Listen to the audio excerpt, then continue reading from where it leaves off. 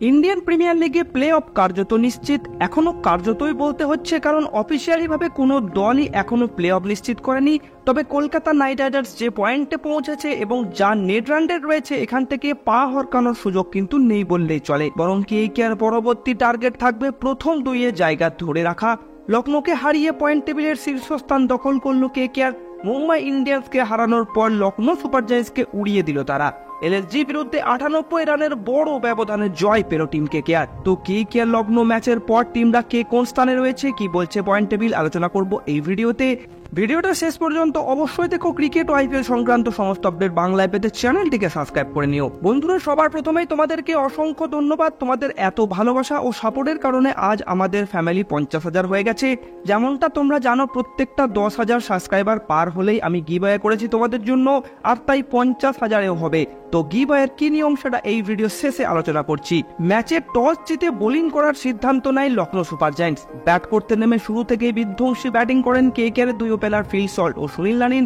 4 ওভারের মধ্যেই 60 রানের পার্টনারশিপ করে ফেলেন দুজন। 14 বলে 32 রান করে আউট হন সল্ট। অপরদিকে নিজের মার্কাটারি ব্যাটিং চালিয়ে যান নারিন, নিজের অর্ধশত রান পূরণ করেন। অঙ্কিশ রঘুবংশীর সঙ্গে জুটি বেঁধে 80 রানের পার্টনারশিপ করেন। 140 রানের দ্বিতীয় উইকেট পড়ে কেকেআরের। 39 বলে 81 রান করে আউট হন নারিন। একটা সময় মনে হচ্ছিল কেকেআর স্কোর 250 পার হয়ে যাবে, কিন্তু নারিন আউট হওয়ার পর আন্দে রাসেল 12, রঘুবংশী 32, রিঙ্কু সিং 16 রান করে পরপর আউট হন। শেষের দিকে শ্রেয়াস আইয়ার ও রমনদীপ সিং মার্কাটারি ব্যাটিং করেন। শ্রেয়াস আইয়ার 23 করে আউট হন। অপরদিকে 6 বলে 25 রান করে অপরাজিত থাকেন রমনদীপ সিং। শেষ পর্যন্ত 20 ওভারে 6 উইকেট হারিয়ে 235 রান তোলে কেকেআর। রান তাড়া করতে নেমে নিয়মিত ব্যবধানে উইকেট হারাতে থাকে লখনৌ সুপার জায়ান্টস।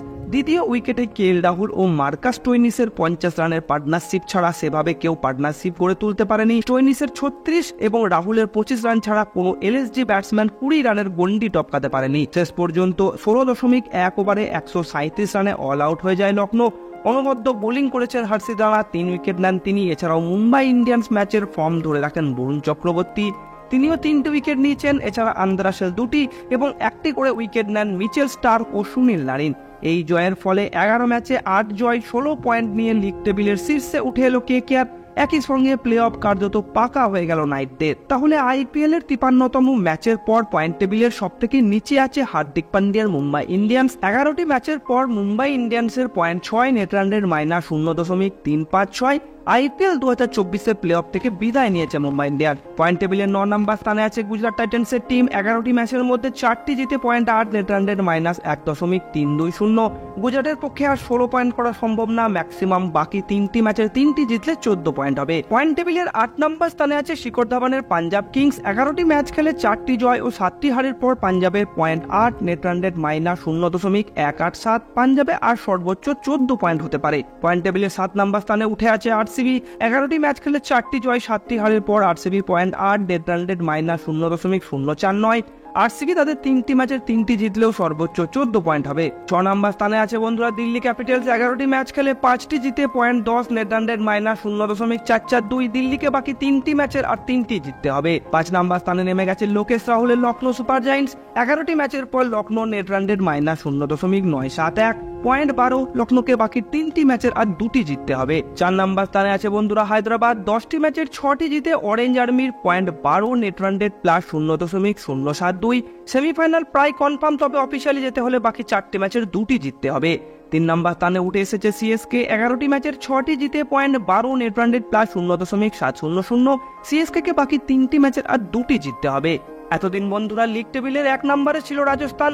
রবিবার লখনৌকে হারিয়ে লিগের শীর্ষে কলকাতা। এখন পয়েন্ট 16, একই পয়েন্ট পেয়েছে রাজস্থানও, যদিও তারা কলকাতা থেকে একটা ম্যাচ কম খেলেছে, কিন্তু কেকেআর এর নেট রান রেট অনেকটাই বেশি, তাই সোজা কেকেআর 1 নম্বর স্থান দখল করেছে। এই দুই দলের প্লে অফ ওঠা প্রায় নিশ্চিত। তো এই ছিল লেটেস্ট পয়েন্ট টেবিল এবং প্লে অফ সমীকরণ। এবার আসি গিভঅ্যাওয়ের নিয়মের কথায়। তো তোমাদের থেকে 3 জন লাকি সাবস্ক্রাইবার পাবে আমার তরফ থেকে গিফট। গিভঅ্যাওয়েতে অংশগ্রহণ করার নিয়ম খুবই সিম্পল। প্রথমত এই ভিডিওটি 10,000 ভিউজ এবং 1000 লাইক পার করতে হবে, অর্থাৎ ভিডিওটি বেশি করে শেয়ার করো বন্ধুদের সাথে। দ্বিতীয় নিয়ম, আমার টেলিগ্রাম চ্যানেলে জয়েন হয়ে থাকতে হবে, কারণ উইনারদের সাথে আমি সেখানেই কথা বলবো। যারা এখনো জয়েন করনি, টেলিগ্রামের লিঙ্ক ভিডিও ডেসক্রিপশন বক্সে দেওয়া আছে। আর তৃতীয় নিয়ম, এই ভিডিওর কমেন্টে IPL 2024-এর থেকে একজন প্রিয় ক্রিকেটারের নাম ও তোমার জেলার নাম কমেন্ট করতে হবে। মানে যদি তোমার পছন্দের প্লেয়ার হয় রিঙ্কু সিং এবং তোমার জেলা হয় বাঁকুড়া, তাহলে কমেন্ট বক্সে লিখবে রিঙ্কু সিং #বাঁকুড়া।